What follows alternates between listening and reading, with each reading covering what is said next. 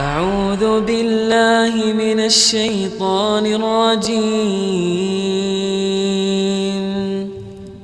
بسم الله الرحمن الرحيم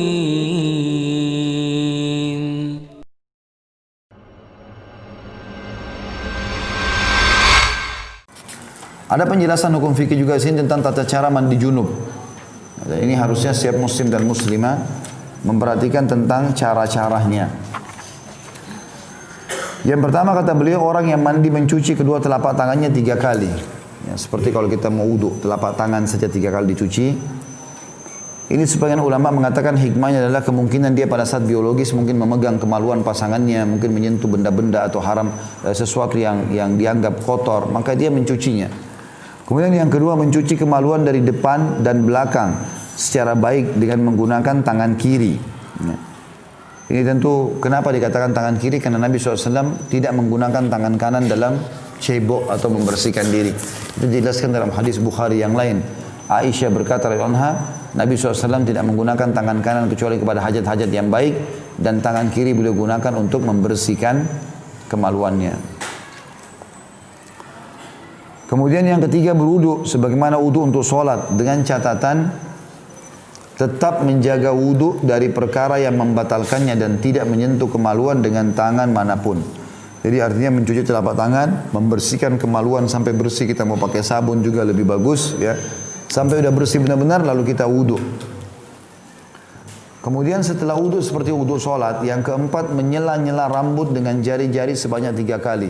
Jadi ambil air di jari-jari kemudian disentuhkan di bagian kulit kepala sebanyak 3 kali. Yakni orang yang mandi membasahi tangannya dengan air kemudian menyela-nyela rambutnya dengan jari-jarinya, yakni melewatkan jari-jarinya pada sela-sela rambutnya.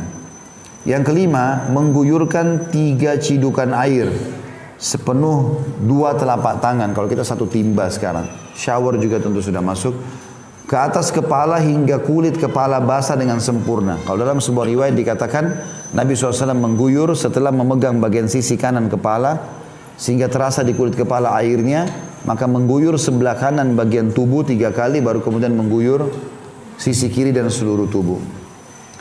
Selanjutnya yang keenam, membasuh tubuh sebelah kanan, dimulai dengan bagian tubuh paling atas kepala, lalu paling bawah, atau ini biarkan air mengucur sampai ke bawah, disertai catatan untuk tidak menyentuh kemaluan, serta seperti telah disinggung untuk menjaga wudu agar tidak batal.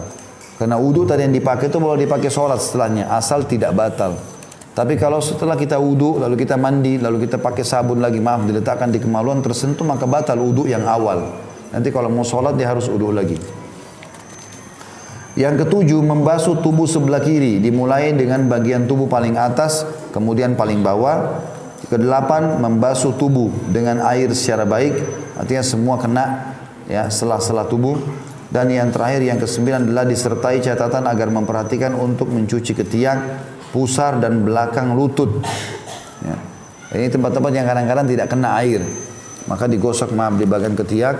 Di situ dijelaskan. Kemudian bagian pusarnya karena ada lubang, dikhawatirkan tidak kena air pada saat mandi junub sehingga mandi junubnya tidak sempurna. Kemudian juga bagian belakang lutut, ya, biasanya ada lipatan di atas betis, antara betis dengan paha belakang. Setelah itu ia pergi ke tempat sholatnya tanpa perlu berwudu kembali, asal dia tidak membatalkannya. Kalau kesentuh kemaluan, keluar angin, kencing, maka ini semua berarti batal wudu awal. Untuk sholat dia harus wudu lagi. Imam Muslim meriwayatkan dalam sahihnya tentang tata cara mandi Rasulullah SAW. Idza iktasala minal janabati yabda'u fayaghsila yadayhi thumma yufrigha biyaminihi ala shimalihi fayaghsilu farjahu thumma yatawadda wudu'ahu lis-salah thumma ya'khudhu al-ma'a fayudkhilu asabi'ahu fi usuli asy-sya'r hatta idza ra'a an qad istabra'a hafana ala ra'si 3 hafanat thumma afadha ala sa'iri jasadihi thumma ghasala rijlaihi. Ketika mandi janabah, mula-mula beliau sallallahu alaihi wasallam mencuci kedua telapak tangannya, lalu beliau menuangkan dengan telapak kanan atau dengan tangan kanannya pada tangan kirinya, lalu mencuci kemaluan. Maksudnya Nabi SAW ambil cidukan air dengan tangan kanan ditaruh ke tangan kiri yang mencebok kemaluannya. Sudah kita jelaskan tadi, kanan tidak boleh memegang kemaluannya. Setelah itu beliau berwudu seperti wudu untuk sholat.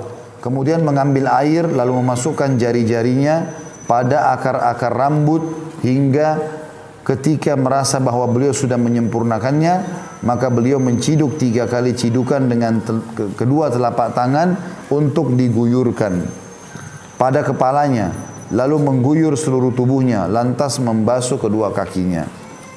Tidak ada perbedaan antara laki-laki dan wanita mengenai tata cara mandi janabah. Muslim meriwayatkan dari Ummu Sulaim radhiyallahu anha, inni imra'atun ashuddu dhafra ra'si fa'anqudu li ghuslil janabah wa fi riwayatil haidati wal janabah. Qala la innama yakfiki an tahthiya ala ra'siki 3 hathayat thumma tufidina 'alaiki al-ma' fatathurin. Aku adalah seorang wanita yang biasa mengencangkan jalinan rambutku, maksudnya menguncirnya. Apakah aku harus melepasnya kalau aku mandi janabah? Kalau ada kunciran? Maka dalam satu riwayat, apakah aku harus melepasnya kalau aku dalam keadaan haid atau junub? Maka Nabi SAW menjawab, tidak perlu. Tapi cukup bagimu mengguyurkan pada kepalamu 3 kali cidukan, lalu kamu guyurkan air pada tubuhmu, maka kamu menjadi suci. Hadis ini riwayat Muslim di jilid 1 halaman 259. Jadi perlu dipahami juga ya, mandi junub ini ringan sekali, bukan mandi yang berat seperti sering dibayangkan. Karena ada juga orang pada saat pasangannya ingin mengulangi biologis, dia nggak mau. Kenapa? Malas mandi. Ini bukan masalah malas mandi, mandi mudah, bukan sulit. Jadi jangan selalu dibayangkan kalau saya tadi mandi, sekarang biologis lagi harus keramas lagi dengan sampo segala macam, enggak. Pakai air, tadi sudah pakai sampo, sudah pakai sabun, sekarang mandi yang kedua ini mandi membasahi, syarat saja supaya junub itu bersih, bisa sholat gitu kan. Dengan tadi mengguyurkan sampai 3 timba air, ya dibahasakan dalam hadis ini. Adapun tentang mandi wanita dari haid, maka para ulama berselisih mengenai kewajiban melepas jalinan rambut kepalanya atau ikatan. Namun yang sahih bahwa ia tidak wajib mengurai rambut kepalanya. Berdasarkan hadis terdahulu, dalam suatu riwayat, apakah aku mengurainya karena haid dan janabah? Yarhamkallah. A'udzu billahi minasy syaithanir rajim. Bismillahirrahmanirrahim.